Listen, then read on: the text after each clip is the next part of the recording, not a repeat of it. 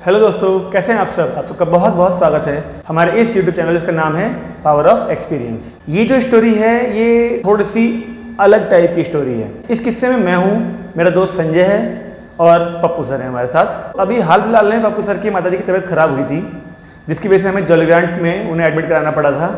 तो पूरी रात हम लोग वहीं पर थे। मैं और संजय दोनों इमरजेंसी वार्ड के बाहर थे और पप्पू सर अंदर थे माताजी के साथ में।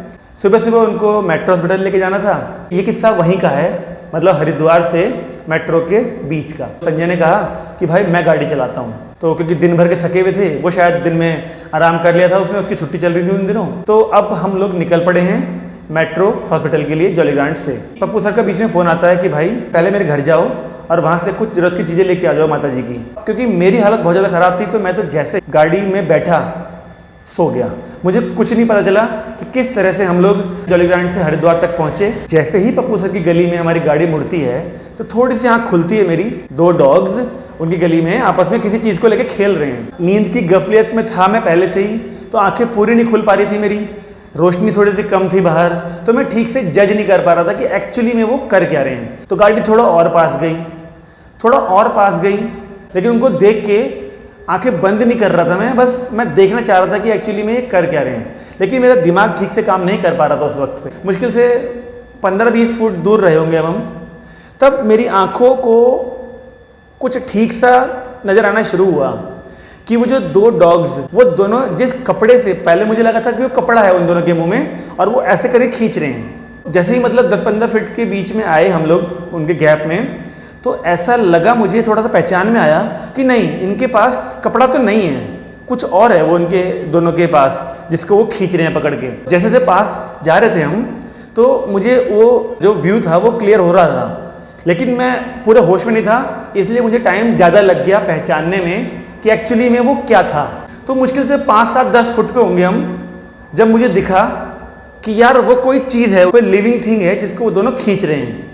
तो मैंने संजय से तुरंत कहा, संजय गाड़ी रोक यार। संजय को समझ नहीं आया मैंने क्या कहा, दोबारा चिल्ला के बोला गाड़ी रोक यार। संजय ने रोकी गाड़ी। क्या हुआ? मैं गाड़ी से एकदम से उतरा और भाग के गया उनके पास। वो दोनों कुत्ते एक बिल्ली के बच्चे को पकड़ के खींच रहे थे। आप सोचिए कितना भयानक दृश्य था वो। अभी भी मतलब रोंगटे खड़े हो गए मेरे। मैं उस टाइम कुछ नहीं समझ पा रहा था, बस मैंने उन दोनों को पहले भगाया वहां से, कुत्तों को। मैंने जाके देखा कि उसमें सांसें बची है कि नहीं बची। पहले मैंने बिल्ली के बच्चे को उठाया अपनी हाथ में। अब देख लीजिए वो इन दोनों हाथ में आ गया, इतना छोटा बच्चा था वो, पता नहीं कैसे उनके चंगुल में फंस गया। आमतौर पर बिल्ली बच जाती हैं कुत्तों से, चढ़ जाती हैं ऊपर कहीं भी, लेकिन मुझे बहुत तरस आ रहा था, मुझे बहुत दया आ रही थी उसको देख के। उसकी सांसें चल रही थी उस वक्त, उसके शरीर पे जगह जगह घाव हो रहे थे। मेरे हाथों में अजीब सा फील हो रहा था मुझे, क्योंकि वो काफ़ी देर से उसे खींच रहे होंगे दोनों तरफ से पकड़ पकड़ के। मैंने संजय से तुरंत बोला कि संजय पानी लेके आ भाई। जितने प्रयास मैं कर सकता था मैंने पूरे किए, उसको बचाने की कोशिश की। अब हम देखिए मेडिकल लाइन के नहीं है कि जो हम इतने ज़्यादा ट्रीटमेंट उसको दे सकें इमरजेंसी में। हमें तो ये भी नहीं पता ठीक से कि उसका हार्ट कहाँ था। मैंने रफली एक आइडिया लगाया, जैसे कि वीडियोस दिखती हैं यूट्यूब में, ये जो दो आगे वाले पैर होते हैं उनके बीच में शायद कहीं होता है उनका हार्ट। मैंने कोशिश करी कि उसको थोड़ा सा एक्यूप्रेशर दे के उसकी सांसें मेंटेन करने की कोशिश करी जाए। मुश्किल से 1 मिनट भी नहीं हुआ होगा कि उसके सांसें धीरे होनी शुरू हो गई और देखते ही देखते मेरे हाथों में उसने दम तोड़ दिया। मैंने बहुत कोशिश करी, बहुत देर तक उसकी सांसें रुकने के भी बहुत देर बाद तक मैं उसको एक्यूप्रेशर देता रहा। मुझे नहीं पता कि मैं सही कर रहा था कि गलत कर रहा था, लेकिन मैंने बहुत कोशिश करी उसको बचाने की। लेकिन मुझे लगता है मुझे थोड़ी देर हो गई उस दिन। दुख तो बहुत हुआ, ऐसा लगा कि अगर मैं बस 2 मिनट पहले वहाँ पहुँच जाता तो शायद मैं उसकी जान बचा लेता। अब देखिए, इसीलिए मैं कोशिश करता हूँ कि आपके सामने ऐसे ऐसे एक्सपीरियंसेस शेयर करता रहूँ, ताकि आप लोगों को पता चले कि आपके आसपास क्या क्या घटित हो रहा है। ऐसे ऐसे इंसिडेंट से हमें ये सीखने को मिलता है कि हम सबको थोड़ी बहुत नॉलेज हर चीज़ की होनी चाहिए।